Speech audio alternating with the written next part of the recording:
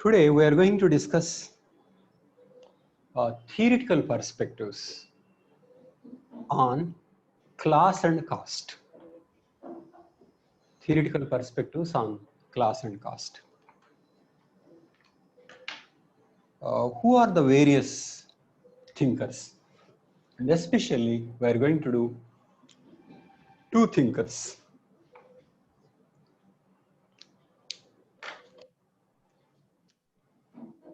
Marx and Weber. On class and caste.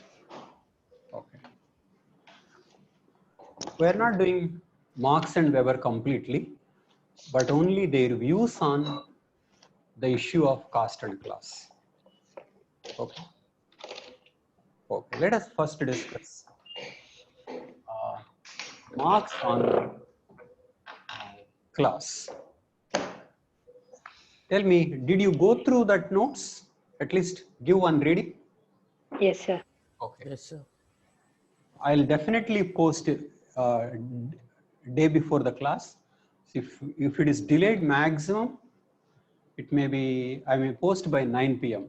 but definitely I'll post. Please go through it. Okay. Okay. Tell me, what are the main ideas of Marx on stratification? Can you summarize? Yeah, so he believed that everything is based on economic differences. Everything is based on economy. Yes. So he, I think Let him complete. Nikhil, you are. Yes, sir. Who is? Sunil. Sunil Rajasthan. Sunil. Please, Sunil. So Everything is based on economy. That is true. Next. he divided people into classes, Wow. Classes. and then he viewed them in conflict with each other. These classes are in conflict.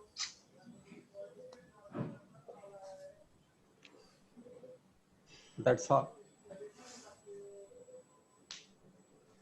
3 points. Everything depends on economy.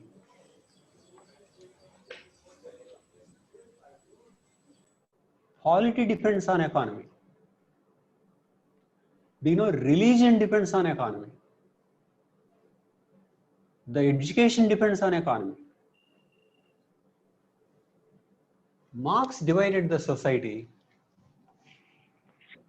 in terms of like this. This is called base. This is called superstructure.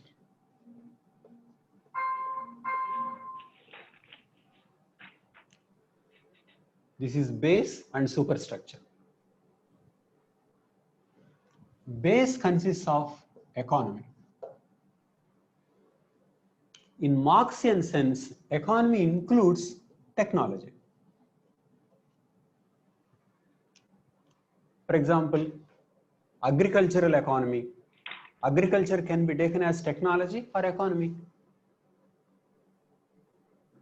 Industrialization, you can take it as technology or economy. So to Marx, everything depends on economy. But by economy, he meant technology plus economy.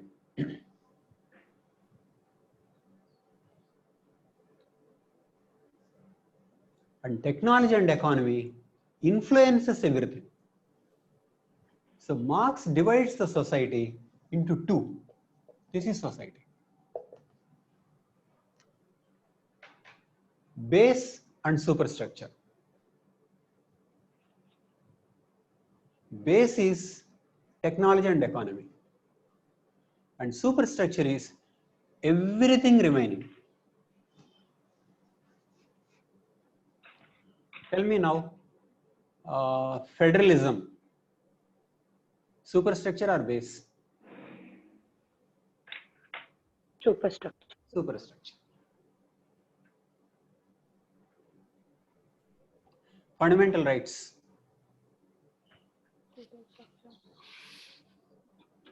Base or superstructure? Superstructure. Superstructure. Meditation practices. Superstructure. Superstructure. Internet. Base. Exactly. Base. Base. Internet is technology.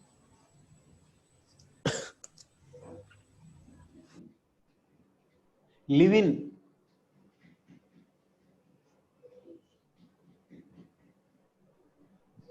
Live in Superstructure. comes under Superstructure. superstructure. Transgender bill. Structure. Superstructure. Superstructure. Zero size as a fashion. Superstructure. Superstructure.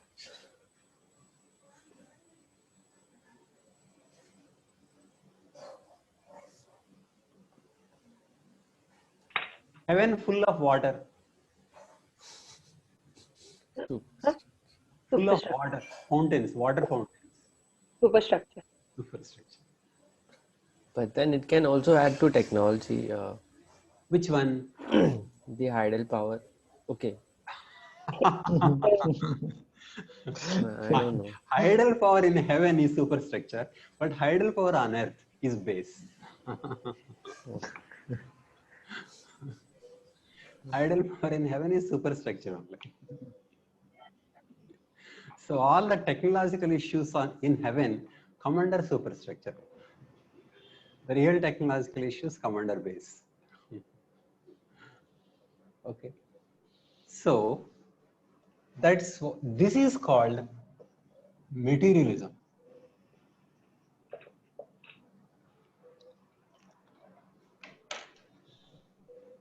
The idea that techno-economic factors influence everything else is the ideology of materialism.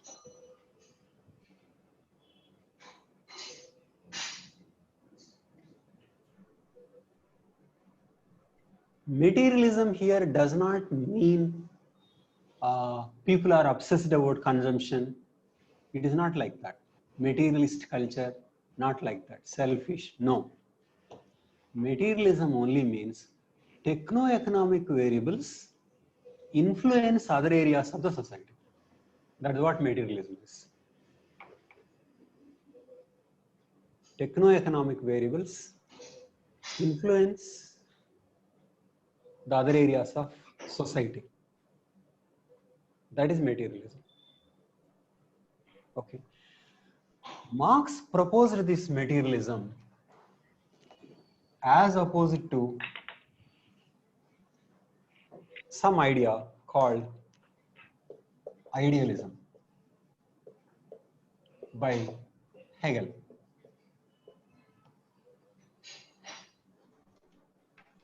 Idealism is the idea that ideas shape society.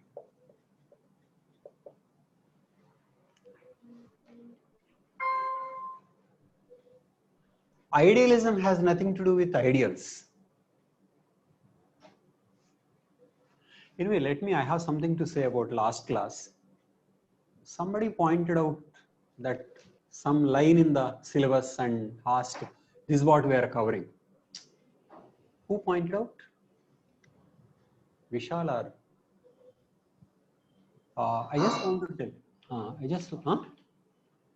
just want to tell you the way we cover is, see, as in this book, Sociology or Anthropology, we have identified some units and within those units, some set of questions.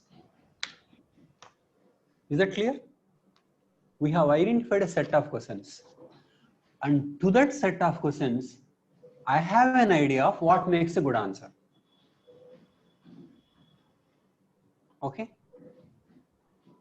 So to write good answers to that set of questions, what do you have to know? And that I'll be covering. Is this approach clear to you? So it is not like I take one word in the syllabus and then let us cover this. No.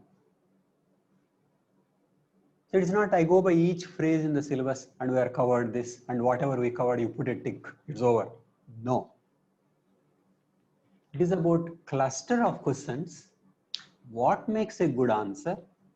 And what do you have to know to make a good answer? Which means if what makes a good answer is not covered in the syllabus, we will cover it.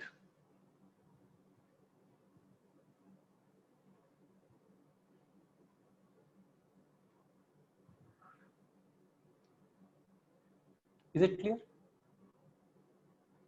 So we don't go by that exact wording of the syllabus. So you can't ask at any time in a class which phrase of the syllabus you are covering.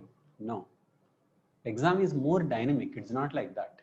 We are relevant, but in the end you see, okay, this knowledge is useful to write good answers. That is how I go about.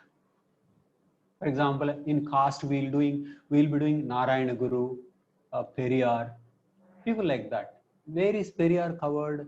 Sociology or anthropology? Narayana Guru where? Phule where? Like that.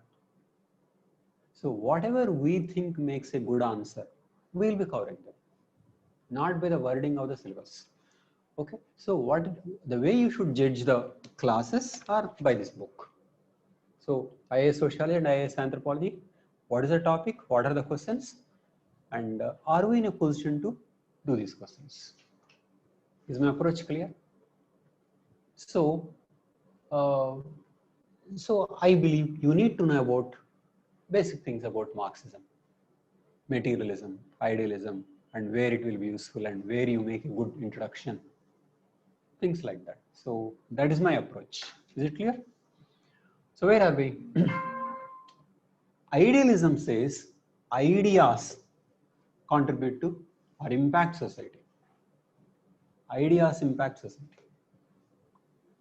Marx was influenced by Hegel. He felt many things that Hegel said was right, but the underlying assumption that Hegel was making was ideas shape society. Whereas to Marx, this is not true, but techno-economy shapes even ideas.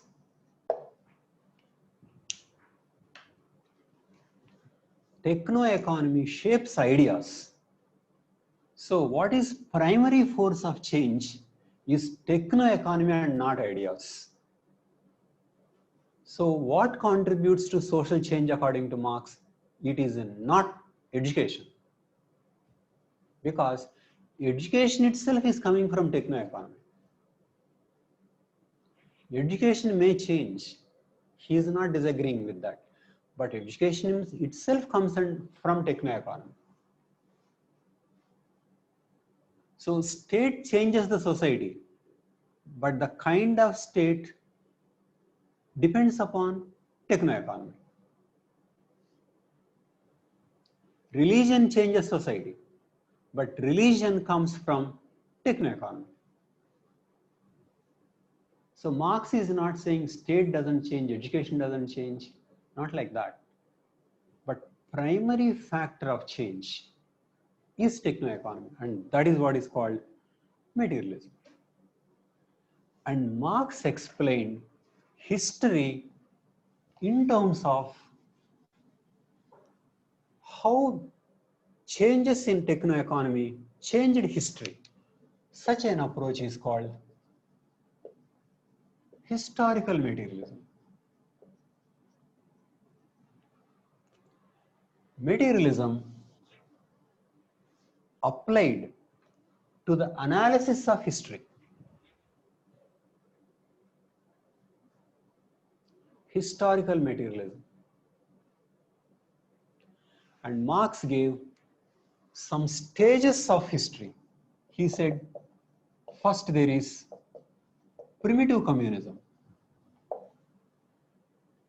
People are at hunting gathering stage. And then ancient society, where there are masters and slaves. In Greek societies, there are masters and slaves. And third, feudalism. And fourth, capitalism. And fifth, he said, communism will come. So there is primitive communism, ancient society, feudalism, and next capitalism.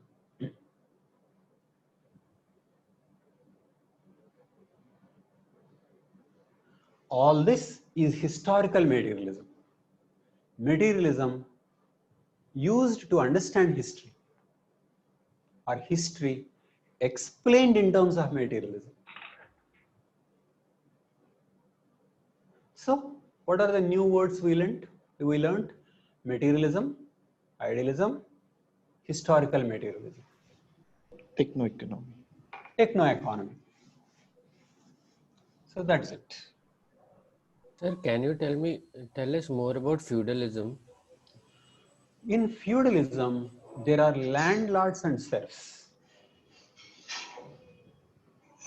Some people have huge land and people are working as agricultural laborers. Okay. That is feudalism. Land-based and landlord and serfs. Medieval India is based on feudalism. Before industrialization, most important form was feudalism. So, Industrialization brought capitalism. Presently, our main mode of production is capitalism. so zamindari was feudalism. Feudalism. Okay. Zamindari was feudalism. Okay.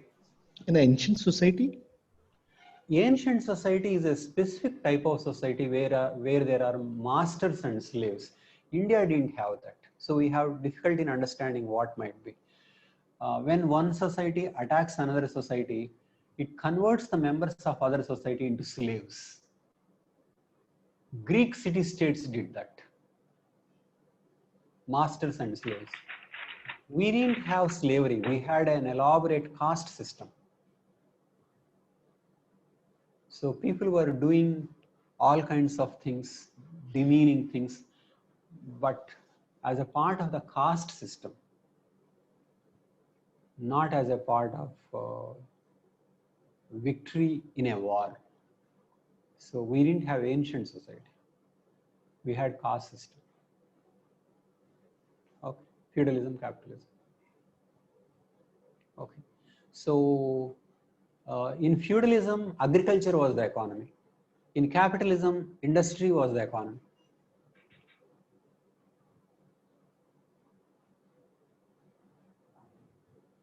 Okay. Capitalism was based on economy. What is the most important techno-economical change that is going on now in 21st century?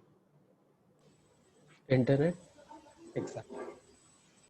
Or IT. IT means computers also, even without internet, isn't it? So IT revolution is taking place. IT revolution is as big and as huge as industrial revolution at one time.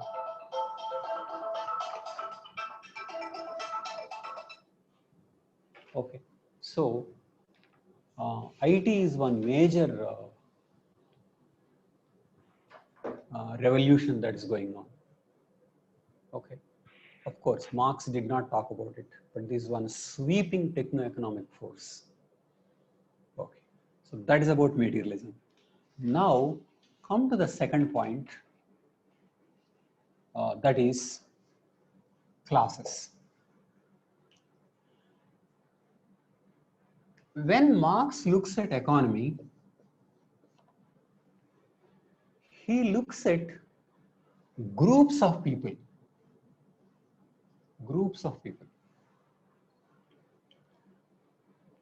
How does he group people? He groups them in terms of their relationship with production.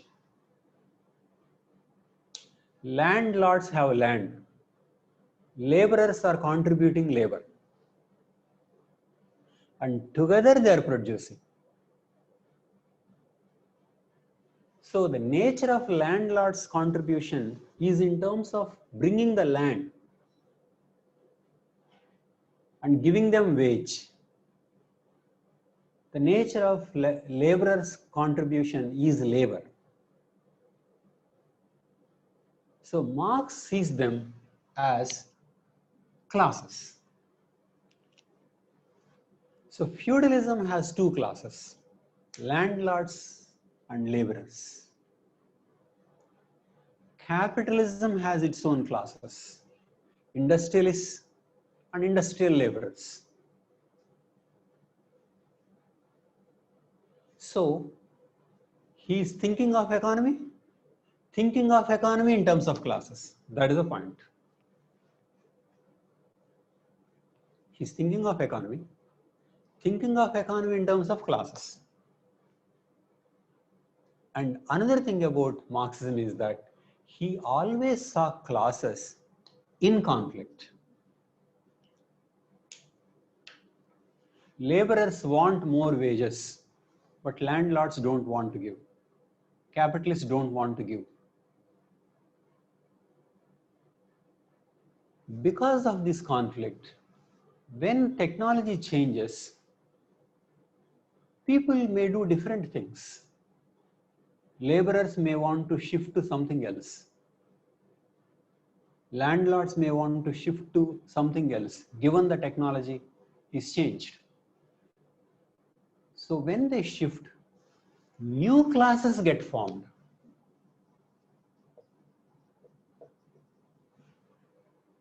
But in conflict again. It means each economy gives its own classes, but always classes are in conflict.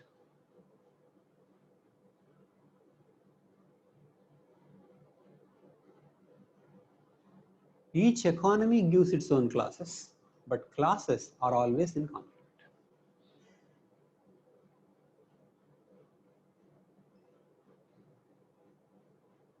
Because it is a fight over surplus. Landlord wants to take as much as possible and give as little as possible to the laborer. So is the capitalist. Marx took that surplus itself as exploitation. So Marx thought this is the conflict. So what is Marxism? Marxism is about thinking in terms of economy, thinking in terms of classes and class conflict. And conflict is over the surplus. And as we discussed before, the surplus itself is the source of classes. It is not only class conflict is over the surplus, but the classes emerge from surplus. Primitive communism doesn't have surplus, so no classes and so no class conflict.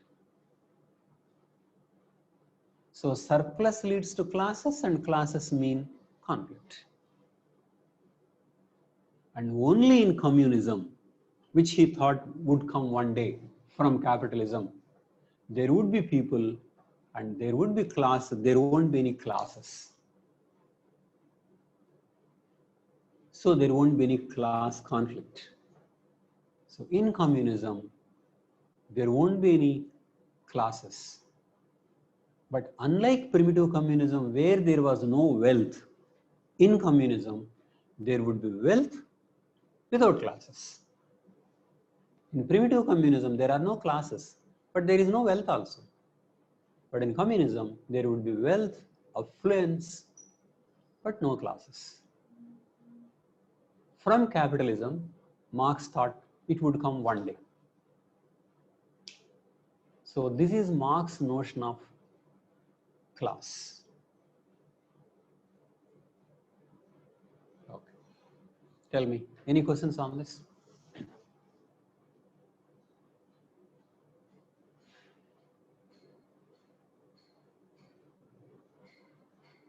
Haram, is it clear?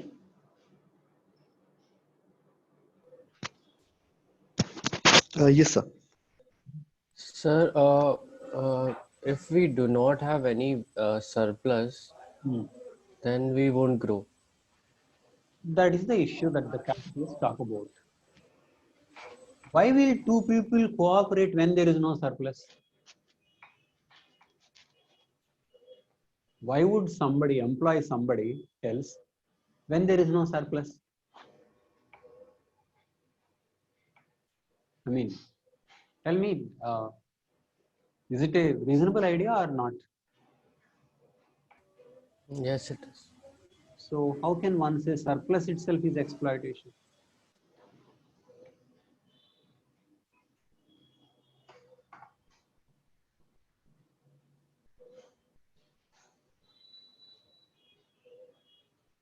So in this case now, if we Mainstream economists or capitalist economists don't find them sensible at all. They have an objection to surplus. I mean, utility of surplus. And why should we call surplus itself as exploitation? You may say that maybe paying less is exploitation. But how can any surplus be exploitation? If there is no surplus, why would one employ the other person? So Marx has strange ideas on how we should live. He believed that everybody should cooperate, everybody should work, and everybody should take the fruits of the production. So he didn't think that one should employ and then generate surplus and pay less. He didn't think so. So it is from his idea of the ideal society, he's coining these words. Most people found you can't say like that. Hera? so here Marx said that a surplus is an exploitation or distribution of surplus is an exploitation. Surplus, because to whom is surplus going in the context one is talking about? Landlord to landlord, surplus is going. If surplus is taken by somebody and equally distributed, then that is not thing Marx is talking about.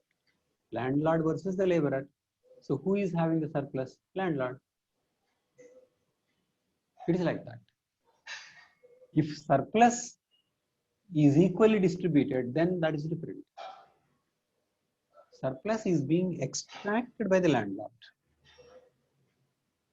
Laborer is contributing to 100 rupees of production, but he is getting only 80 rupees in wage. 20 rupees is the surplus. Who is getting the 20 rupees? Landlord.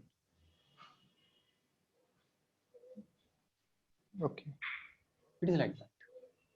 I mean, you can of course critique how can surplus be called exploitation and Sir, how can it happen? Hello. Hello. Sorry. Hello. Hmm. Sir, can it happen that the surplus, I mean, the whatever work laborers are doing, is equal to the amount paid by the landlord to the laborers, but the surplus is not a result of the work that is done by the laborers?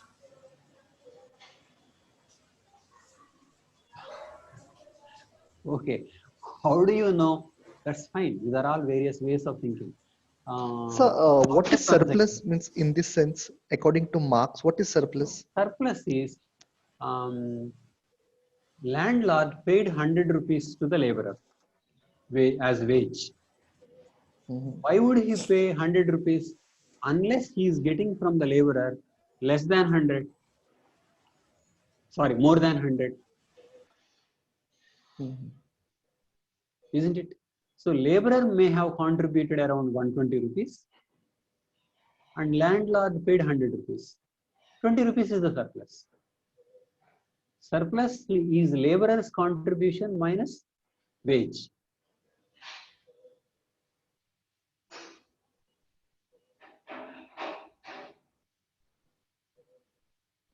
Okay. So Sunil, tell me. So you are saying, okay, let us take.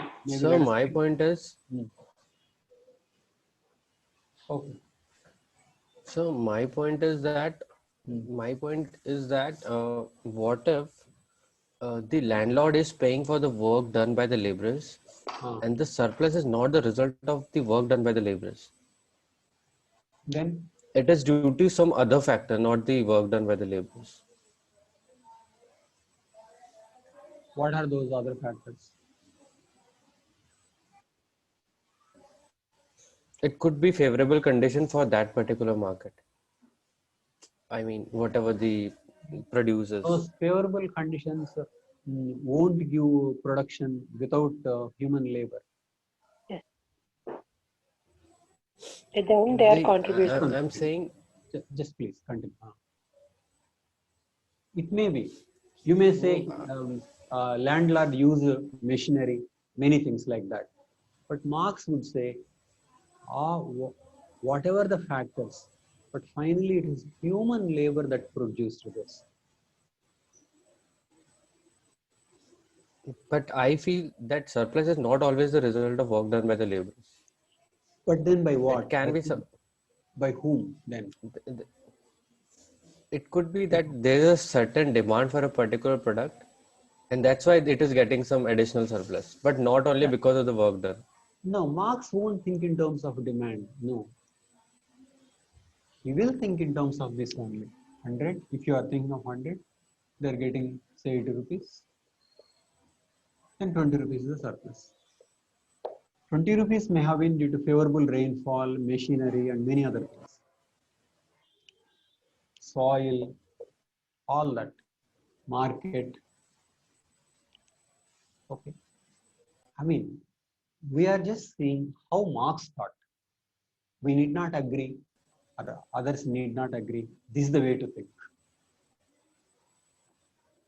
Marx thought of production, just one second, only in terms of human labor. He didn't think in terms of return on land, for example, return on capital, interest rates,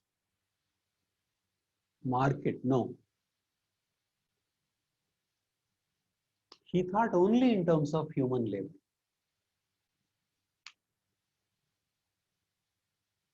So Marx would say all considered, after all, they contributed to 100 and you are giving only 80.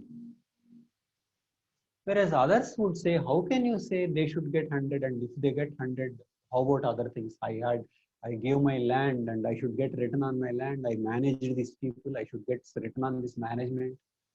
And I bought something and I should get return on that money. I went to bank and took loan and that fellow was asking me interest and where should I get all these things?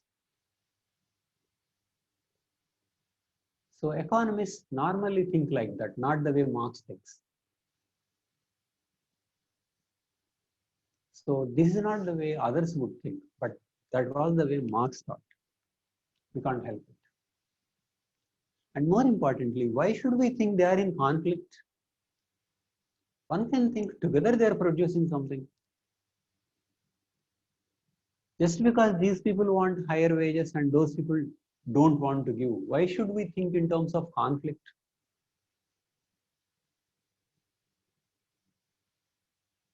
Just because interests don't match, should you think in terms of conflict? Not necessary. Person like Gandhi thought it is cooperation. Economists don't think in terms of conflict.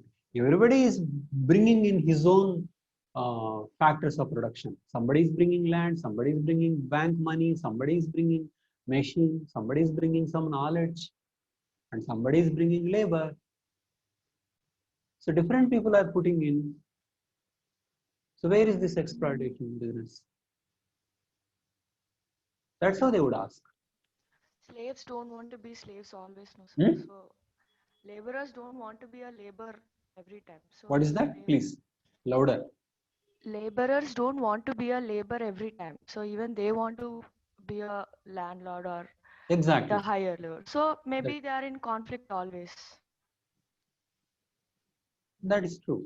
They don't, I mean, that is true. They want to be landlords, no doubt about it. Yes, they want to be landlords. Sir, But what should one do about them?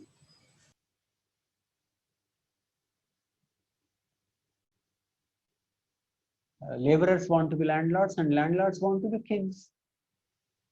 Landlords want to be zamindars. And if possible, they want to be rulers. and rulers want to be emperors. What do we do? The desire doesn't stop with becoming a landlord only, right?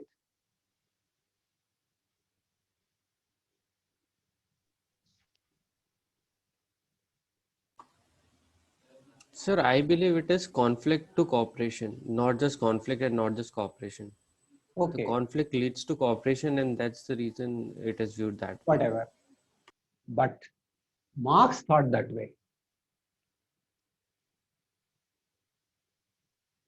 So let me summarize. Marx thought techno-economy affects society, that is materialism, in terms of classes. Second thing, and classes are in conflict. Third,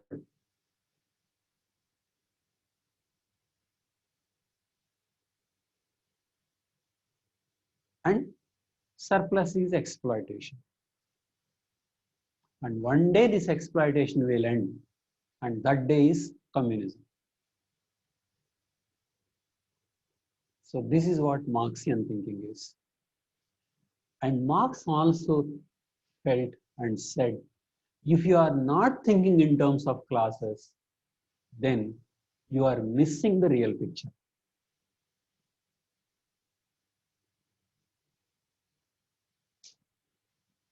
If you are thinking in terms of nations, no, he would say no, that is not the right way. If you are not thinking in terms of classes, you are missing the real picture. Okay, so that is Marxism. Coming to stratification. Next, Weber.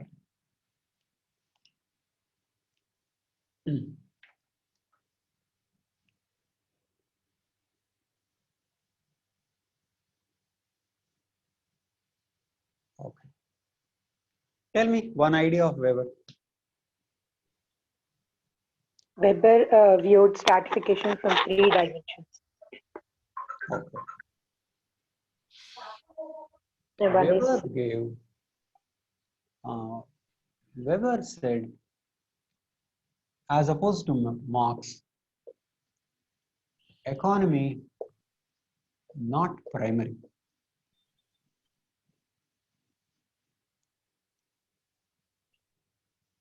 So Weber rejected materialism.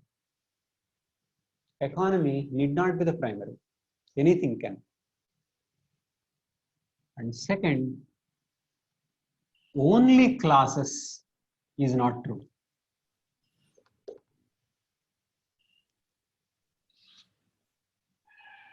Marx thought of economy and in terms of classes. So to Marx, society is like this: classes, economy. Whereas to Weber, if you are going by classes, it will be like this: classes. But if you are going by status, different layers. If you are going by power, different layers.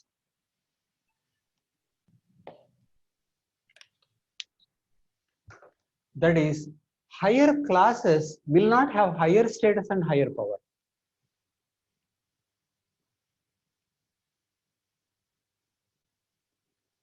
So if you are thinking in terms of classes, this is one kind of layering.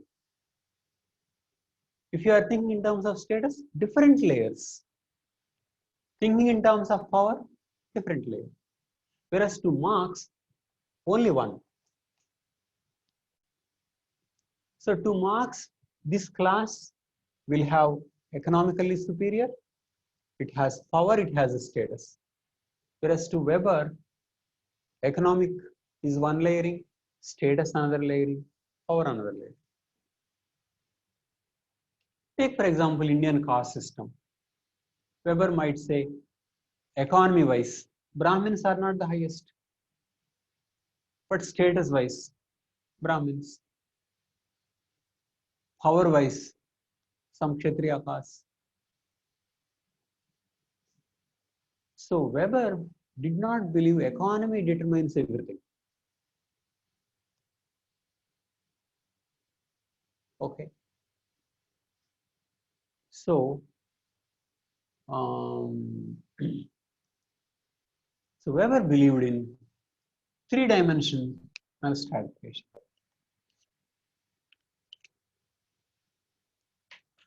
Class-wise, one strata, hour-wise, one strata, and status-wise, another strata.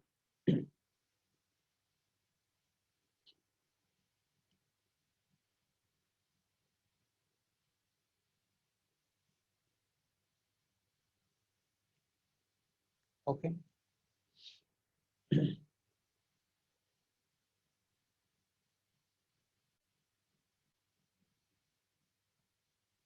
Okay. Next. So, number one, he rejects materialism. Economy may influence, but economy is not the primary reason, need not be the primary reason. Sometimes economy, sometimes something else. So rejection of materialism doesn't mean economy doesn't influence. The idea that only economy matters and everything is determined by economy, that is not true. Okay. So, and Weber also says classes need not be thought in terms of groups in conflict. What is a class according to Weber is that class is an economic concept, but class goes by what is called market situation. Landlords are bringing land to the market situation, and laborers are bringing labor. So their market situation is different, and that is why they belong to two different classes. Market situation refers to what they are buying and selling.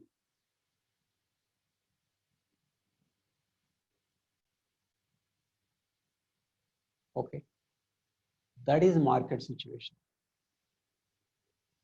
Marx defines class as group in conflict. Weber defines class as being defined by market situation.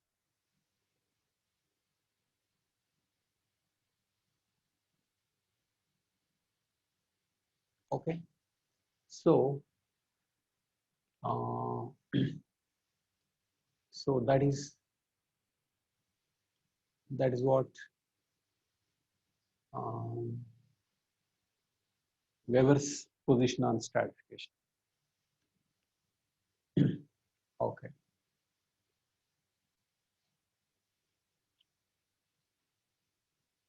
So, what is Weber doing to Marx?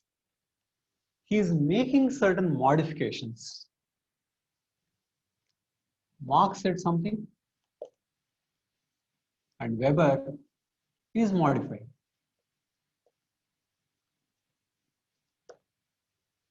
It is like that.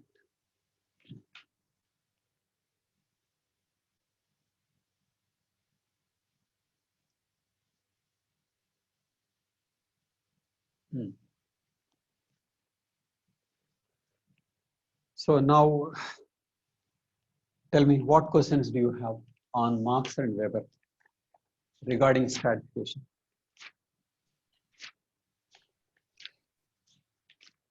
Then we'll come to caste and class. I have a question which might not be a bit relevant, sir. No, not necessary. Sir, why has Marx become so famous? Like, because like when we talk about the ideas, I think Weber idea seems more pragmatic and more reasonable to me. But why so much of acceptance for Marx throughout the world, or like at least a kind of revolution which rose and everything? Why Marx is famous, we will look into that differently. But let me generally ask you, somebody proposes something like this, and another person reacts and modifies and then does something like this. So between A and B, who is greater? Of course, yes, sir. Yes, sir. Why so? But we modified and made it closer to the world. But thinking of a new idea, I think that is something. Exactly. That is why Marx is a great thinker and not Weber.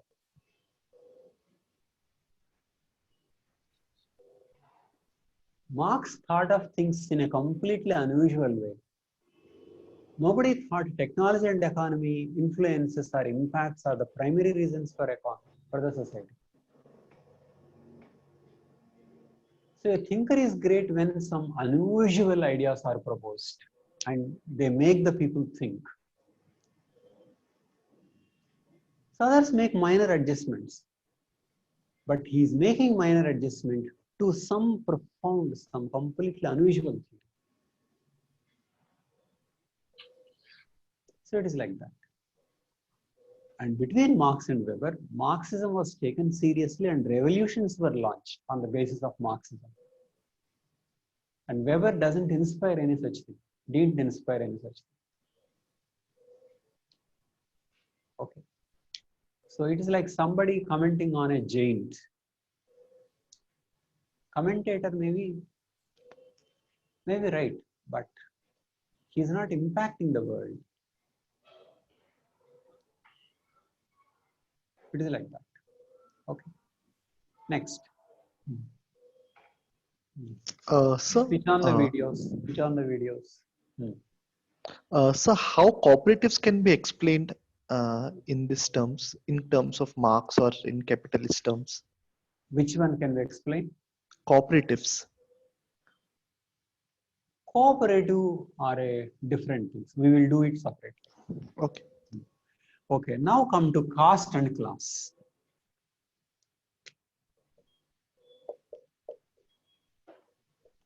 Okay. Tell me, which is easier to, how do you look at caste and class in terms of Marxism and Weber's ideology? Caste and class are same in Marx idea. Caste and class same in Marx.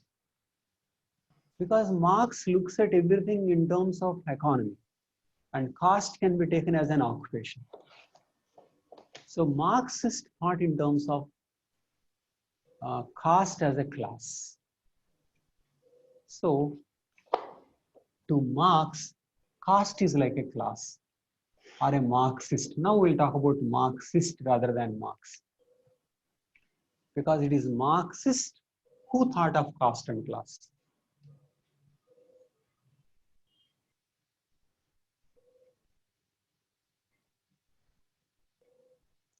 Okay. So,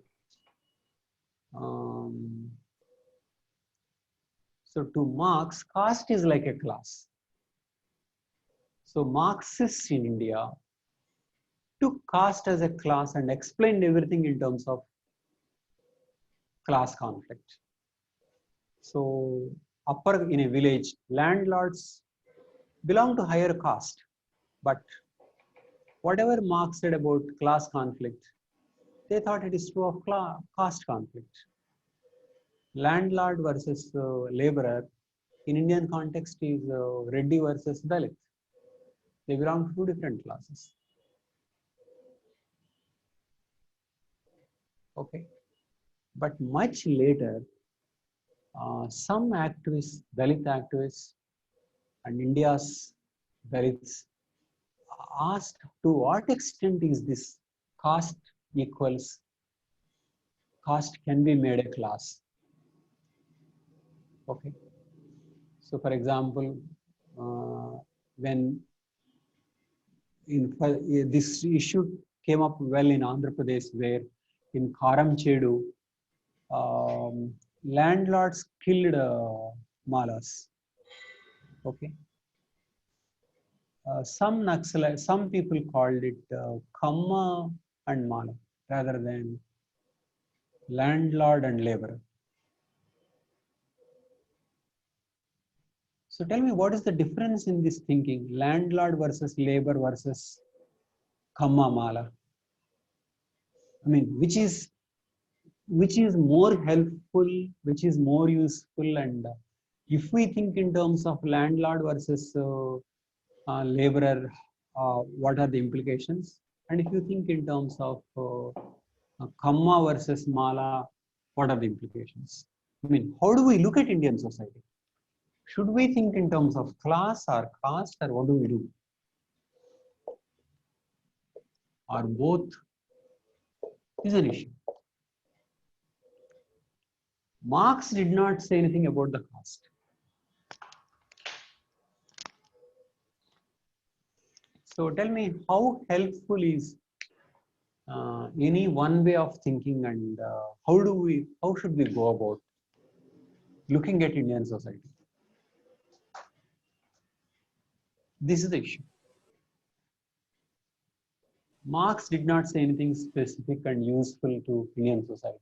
He wrote certain things about what's called Asiatic mode of production, something like that, but not really useful for activism. So tell me, what do you say? What is a better way to think about Indian society or Indian village or Indian society, whatever? So there is no mobility in caste, but there is mobility in class. There's no mobility in caste, Okay. but there is mobility in classes. Okay. So how should we think? Should we think in terms of caste and caste conflict? See, in India, caste and class overlap to a great extent. Caste and class overlap to a great extent. Okay. And we should be thinking in terms of caste only if we have to find, if we have to improve. If you have to make any progress, we have to look the issue from the caste angle only. Looking from class angle, we will not be addressing some specifics of If you it. think in terms of class, we won't be addressing. Sir, I think urban areas might be addressed, but if you're talking about villages, I think, sir, caste plays a much more important factor. If you think in terms of village, caste plays an important role, whereas a town, class plays an important role. With the emergence of capitalism, sir, yes, maybe like cities and towns have started like removing maybe or like diminishing the bridge of the caste. I might be wrong, but like I'm just thinking. No, these are the issues.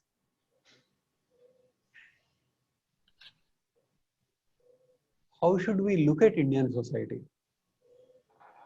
But tell me, what is happening to caste and class now? Which is changing and which is becoming more important? Which is becoming more important? Is it class or caste? Sir, I just have a reference from the article you sent only. Classes are emerging within the caste. Classes are working within the caste.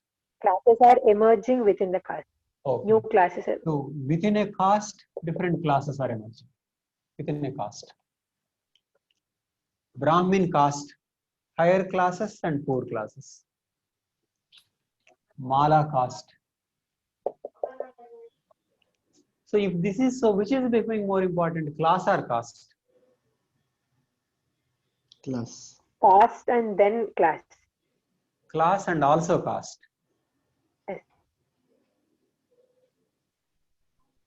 Okay.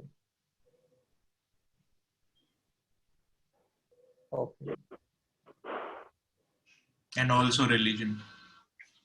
We leave religion for the time being. We look at caste and class.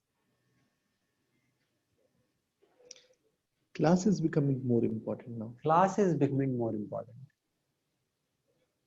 Under what circumstances classes become more important? Where money is given more importance. Dynamism, economic dynamism, capitalism, urbanization, industrialization. Caste is more relevant when the situation is static. Caste is lack of opportunities, lack of mobility, fixed opportunities. That is caste. When there are more opportunities, more mobility, then the classes become more important. The problem with Indian society as of now is that even in lowest caste, classes are emerging.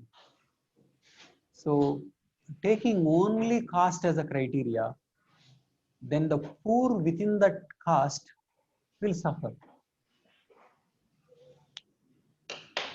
And the poor in a higher caste may feel unjustified. Is it not what is happening? Poor Brahmins, poor Kamas versus rich Dalits.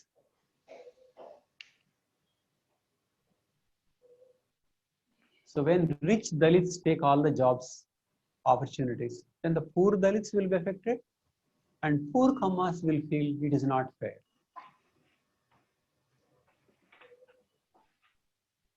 But this kind of differentiation between caste and class is happening more now because of economic dynamism.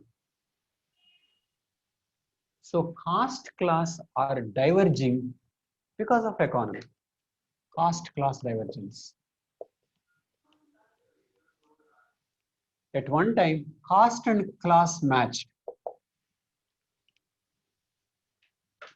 Dalits are invariably poor. Reddis are invariably better off.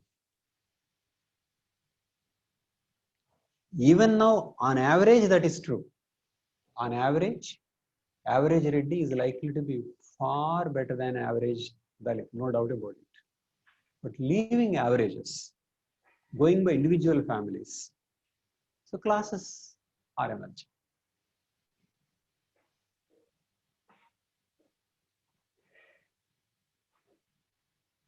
Okay. If you go to an engineering college, which is running on donation, tell me which caste people are likely to be there more in number, like WIT. Higher. Upper caste or lower caste? Upper caste. Upper caste.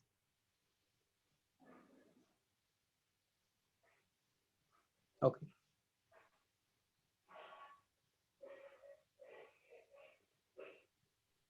So there are classes emerging within the caste. So how do we go about this?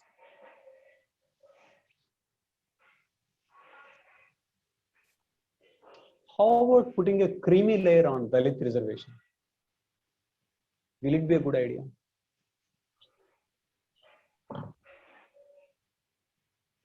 Yes or no? It can be a personal answer, but yes, I think. Personally? It can be a personal choice, but yeah, I think yes, there should be. Why are you saying personal choice? Because like creamy layer for OBCs, why can't creamy layer be for Dalits also? Which means class plus caste criteria. Creamy layer is nothing but class plus caste criteria. I think that's a very powerful idea. But sir, why then this idea has not been discussed, or this idea has not been Exactly. That's what we need to look at. Because when Dalit reservation was offered, caste and class were matching. People were not thinking of affluent Dalits at that time. But by the time OBC reservation came, classes emerged within the caste, plus OBC themselves are not poor. So OBC is different from Dalits. Dalits were the most oppressed, untouchability as a criteria, and poor. Whereas OBC criteria is ambiguous, middle classes, and so there is ambiguity. And more importantly, caste itself was changing by OBC reservation time, by 1990s. So probably what we are continuing now is outdated. But who would oppose creamy layer among Dalits? Definitely rich Dalits. Rich Dalits would oppose. Why? If there is a creamy layer, it is as good as losing reservation for them.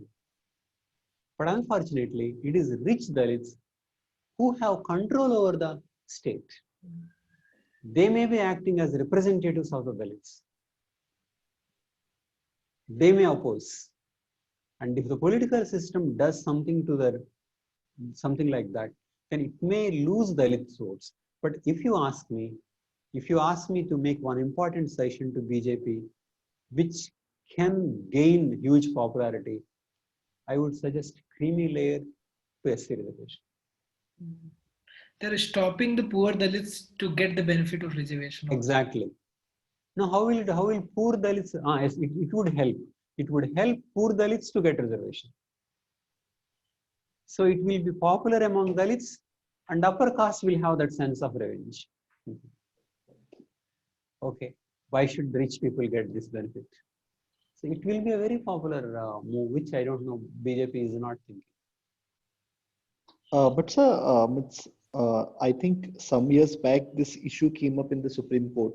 So they said that the discrimination is based on the caste and not on class. So we can't put creamy layer on the SC/ST community. That is why we are not. That is why we are not reducing the quota of reservation. The same thing. We are only saying more discriminated versus less discriminated. It is, we are not, there is not proposal to remove the reservation facility at all. So it is to help, that is, no, just 1 second. It is to help the worse off among the SCs. Reservation quota is not reduced. But then OBC, Because it is about reducing. So you are saying that in India, this it's what I feel that in India, this reservation is used in order to address the caste angle, not the class angle. That's what But Constitution why shouldn't we intended address to. both? And is it not caste? Is it not? Why should we address caste? It is because of economic opportunities. Basically, we think through economy, other things can be changed. I mean, is it not assumption behind reservations? Through economy, social status can be impacted, social angle can be impacted. So if we think through economy, we can't change social discrimination, then what reservation is? So through economy, we believe we can reduce or undermine social discrimination. So worse off people being affected, being helped. I don't see why. I think only reason being political. Also, sir, with the Supreme layer of OBC and this. Because, it's actually leading to conflict among SCs. It is leading to caste conflict also. Mala Malika conflict is one. And the elite will refuse to take up the issues of the caste. Elite will pursue its own interests. When there is a divergence between its interest and the total caste interest. So as different interests emerge, they will be moving away from the common interests. I think things have already moved in that direction. The elites within this caste may not be taking up the issues that are affecting the entire caste. They are pursuing their own interests, though reservation is based on discrimination for the entire group over so many years. So, elitism is a serious issue which is undermining. Mala Madhika conflict is a result of elitism. Demand for subcategorization is elitism. And caste-based hostility also is because of elitism. Okay. So, as long as there are, it is not a proposal to reduce the quota system, it is the same, but rearrange. Because subcategorization has become a serious issue now. Caste conflict is becoming a serious issue now. So, and also remember, reservation is one very, very effective policy in the post-independent history. Because for any policy, there are loopholes. But in regarding reservations, it is affecting, working so effectively. Because any rural development scheme, any scheme, people propose and it is not implemented. But policy of reservation, it is proposed, then it is implemented. There are no implementation issues. So why can't we make use of this effective policy in addressing the poorer people within? Because after all, this was given 50 plus 70 years ago, and there are enough number of people who have benefited. And you can also see in some families, so many people are making it to top services just within one family. And they may make it within one family, but at least how can the next generation also continue the same story? It need not, it is not fair. So let others be positively benefited. And I don't see any reason why an Dalit IAS officer's child getting Dalit reservation. It makes the entire reservation ridiculous. He may continue to be discriminated, but then there are people who are facing worse situation. He's depriving them of giving this benefit. He is benefited. So, but there are worse people. So we are not saying that the caste-based discrimination ended and let us do away with reservations. No. It is simply giving to the less fortunate within. Because economic discrimination and social discrimination is worse compared to only social discrimination. So rich Dalit will be socially discriminated, no doubt. But there are people who are facing social discrimination plus lack of economic opportunities. So help them first. So the idea that it is social discrimination, I don't think it can be a valid argument against extending reservation or applying creamy layer, because you're reaching even people within the caste.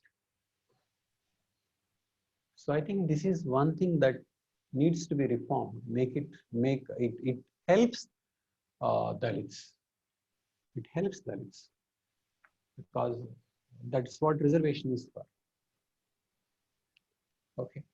So coming to Marx and Weber, Marx thought any issue, coming to economic issues, any issue should be thought in terms of class, whereas Weber doesn't think so. This is another issue. Marx thought any issue is class-based. So for example, why is there no creamy layer among Dalits? I think class analysis helps.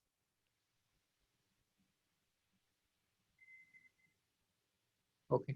Any issue as class basis means, for example, okay, now tell me, how do you answer this question? Should Telangana be separated from undivided Andhra Pradesh? What would a traditional Marxist say to that? Should Telangana be separated? Do you know what was, what would Marxism say on that? Traditional Marxists would say, why is this Telangana Andhra Pradesh an issue? Because after all, real conflict is between the classes. So Marxists would say, class conflict has to be addressed.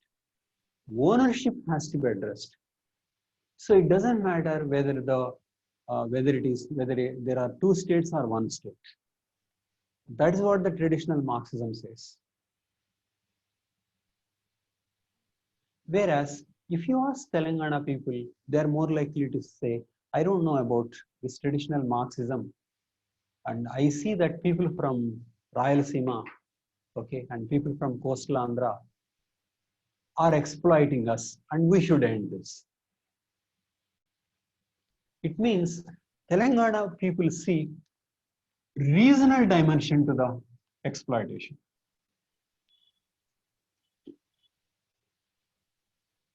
Okay, after all, people from coastal Andhra are coming to exploit. People from Rayalaseema are coming to exploit. Rayalaseema Reddys more so. But a Marxist would say, why are you thinking in terms of Rayalaseema and Reddy? After all, rich people are exploiting poor people, and why don't you address that? Why are you thinking in terms of Telangana and Andhra Pradesh? If Andhra Pradesh is exploiting, is it not rich people from Andhra Pradesh exploiting poor people in Telangana? Where are rich people exploiting rich people? It's not like that. So you form Telangana and you allow rich people of Telangana exploiting poor people of Telangana. But so what is happening in Telangana now? Few families are ruling. So the Marxist would ask, how did things change? So instead of Rayalaseema Reddys, you end up being ruled by some families of Telangana. How did poor man get affected? Poor man's life improved. So that's how Marxists would argue. Tell me, on which side are you?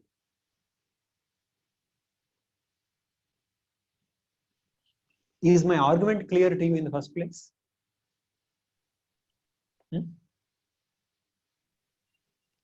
So how do you look at this? Nikhil, is the argument clear?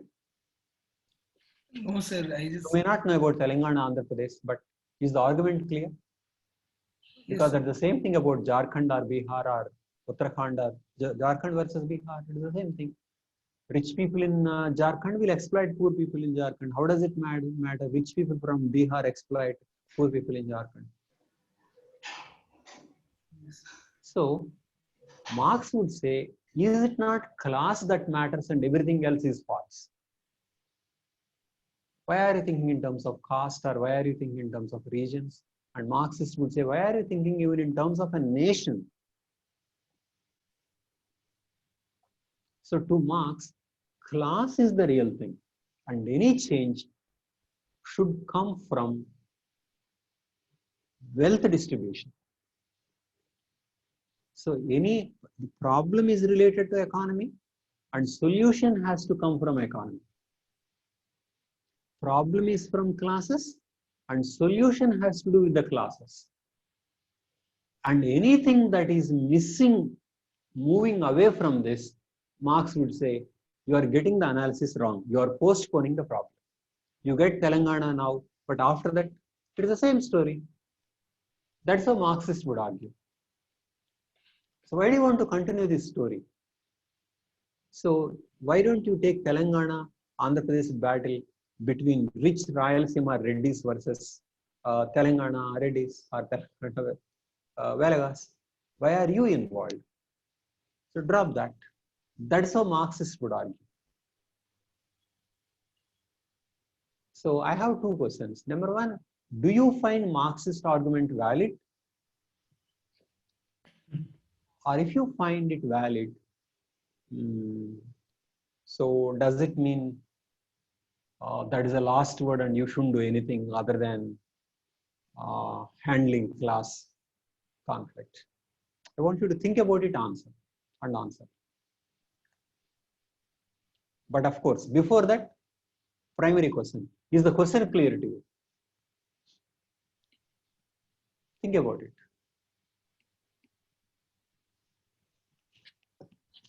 Is the question clear? And what is your answer?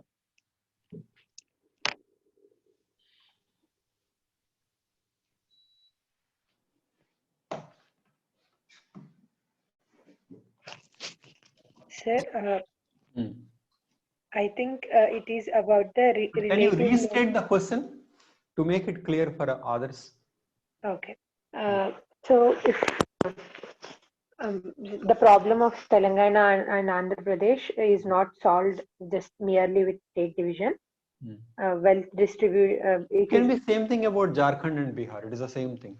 The problem between, I mean, any to find a solution to any problem, it is to address the class conflict. According to Marx, caste conflict should be first addressed to find solution to any problem. And then, according to Marx, if class conflict is addressed and solved, what happens?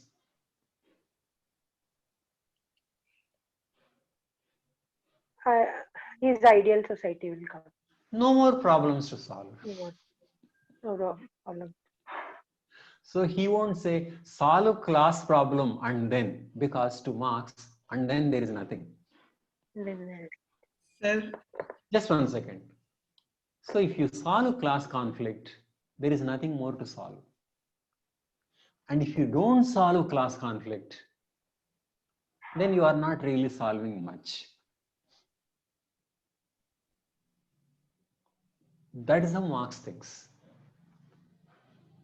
If you are not solving class conflict, you are not solving much. And once you solve, there is nothing more to solve. So Marx thinks class is true and everything else is false. For example, what would Marxists say about caste? Solve a land distribution issue and see if there will be Madigas and Reddys. No. After all, caste is about unequal access. So make it equal and then everything will be demolished. Will people follow endogamy when property is distributed equally? No. In fact, one simple economic solution to caste, it is not reservation. One very extremely simple solution. In 3 months, entire Indian caste system can be demolished. One UPSC notification. Whoever goes for intercaste marriage will be eligible for reservation. Demolished. All the upper caste people will be chasing for Dalit girls. And when these IAS aspirants set the trend, others will follow. And then that's all. One simple rule.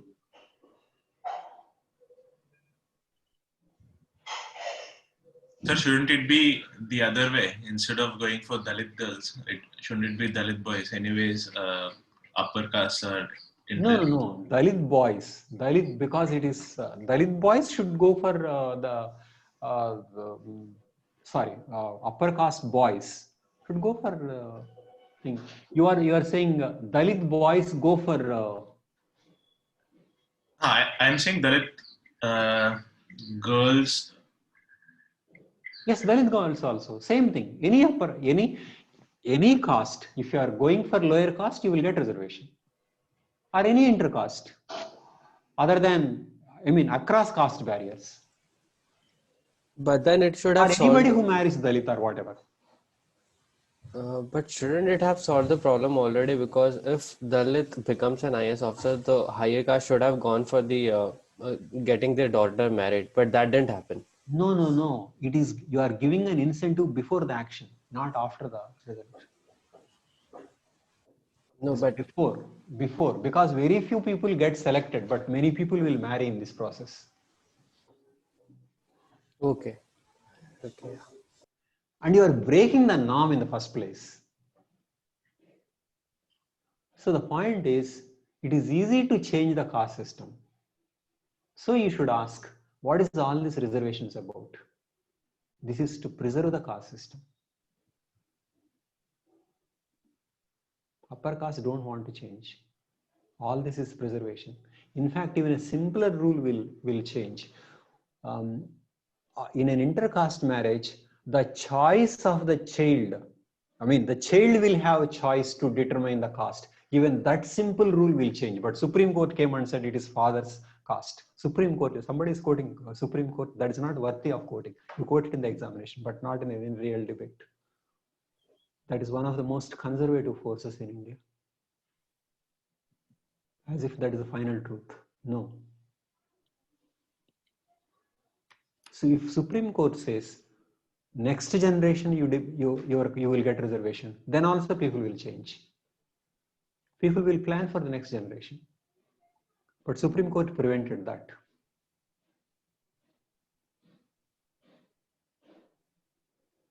So many people want to change caste. Why caste? People want to change their religion. Okay, but Supreme Court intervened and the whole constitution, talk about constitution, what constitution is saying, what constitution is saying. If it is fair, if you change religion also, you should get the reservation. But what does it say now? If you change religion, you will lose reservation. So where is secularism in this? So these are the things, institutions that are meant to protect Hinduism and casteism. Hinduism and casteism is protected through reservation. People want to change their religion, people want to change their caste, but you are using incentive system by the state to protect Hinduism and to protect upper caste.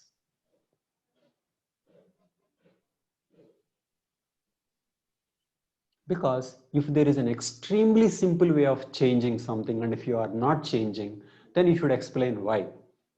That's what a sociologist by name Pareto asked. Pareto's theory is this.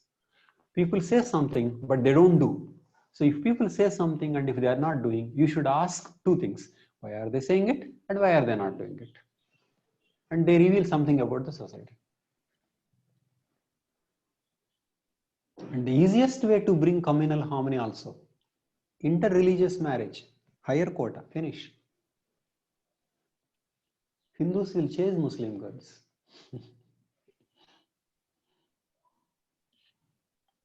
Because why reservation is that reservation turned out to be an extremely effective policy in social change. There is no doubt about it. You don't think about the implementation failure of reservation policy. We talk about implementation failure of so many plans and schemes, but not reservation policy. So it turned out to be an extremely effective source of state intervention. And this should be used to change the society and change the society forever. And it can be changed within 3 months.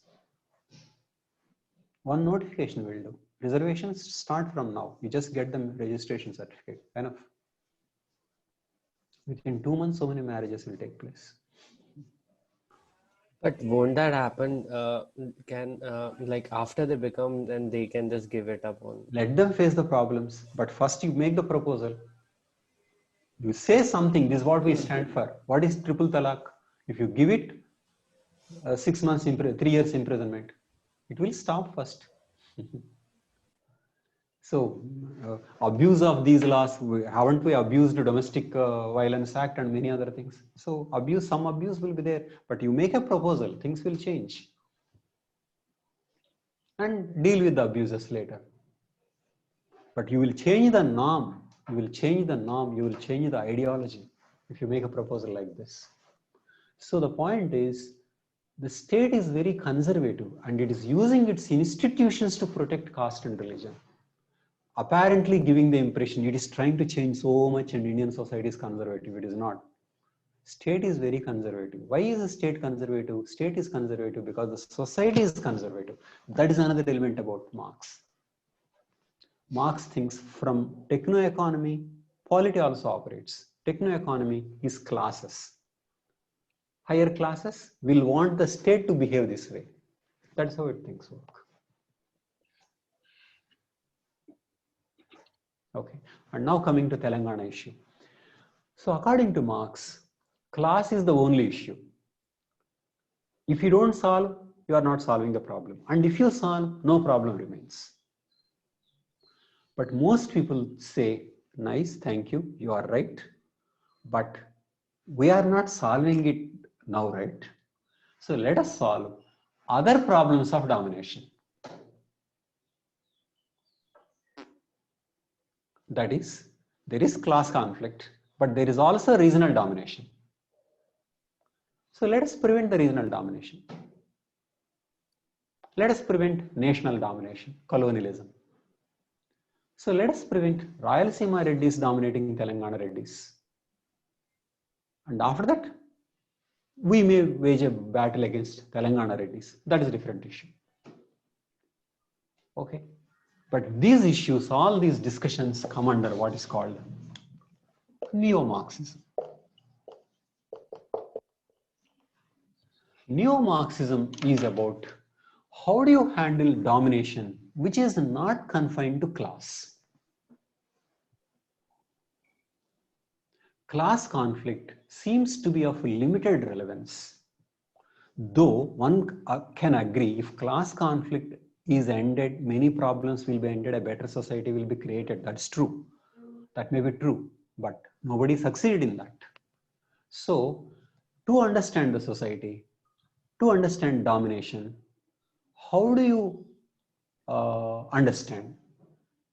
Class doesn't seem to be the only thing. Other dimensions seem to be a thing. For example, gender domination. There is gender domination, gender discrimination.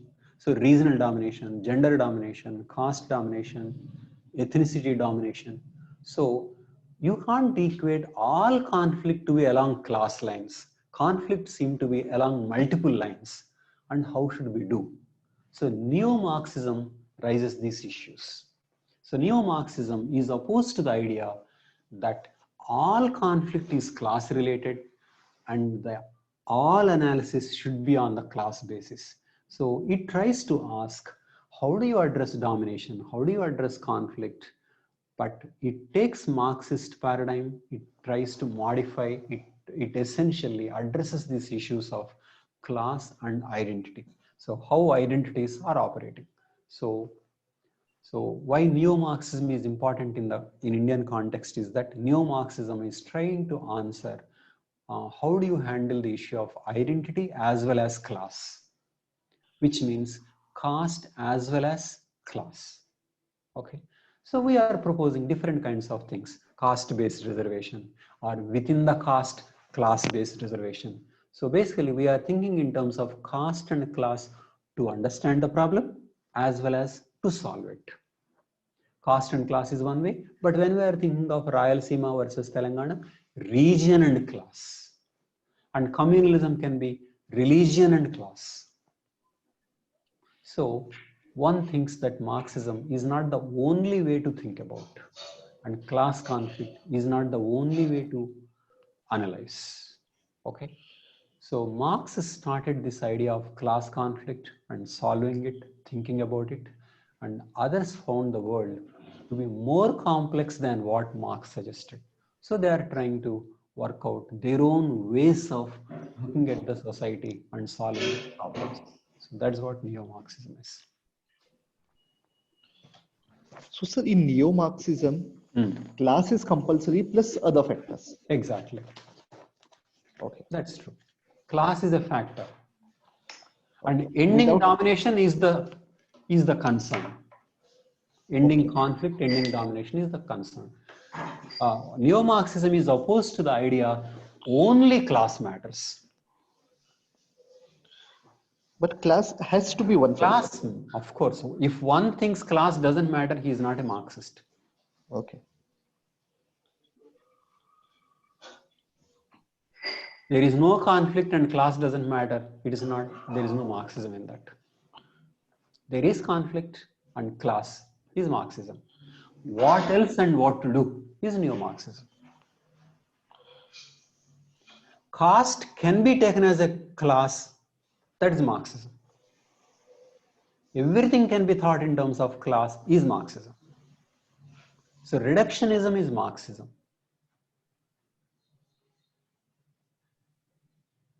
What is reductionism? Reductionism means everything to class is Marxism. Reducing. You know, CPIM during the Telangana movement said we are not completely for it, we are not against it. Why is it so? Why should CPIM be? Basically, it thinks in terms of classes.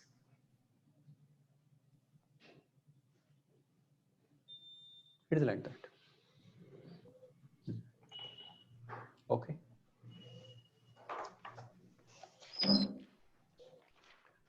So that is about Marx, Weber, Marxist, neo-Marxism, class versus caste. Yes, we did many things. Okay, any questions?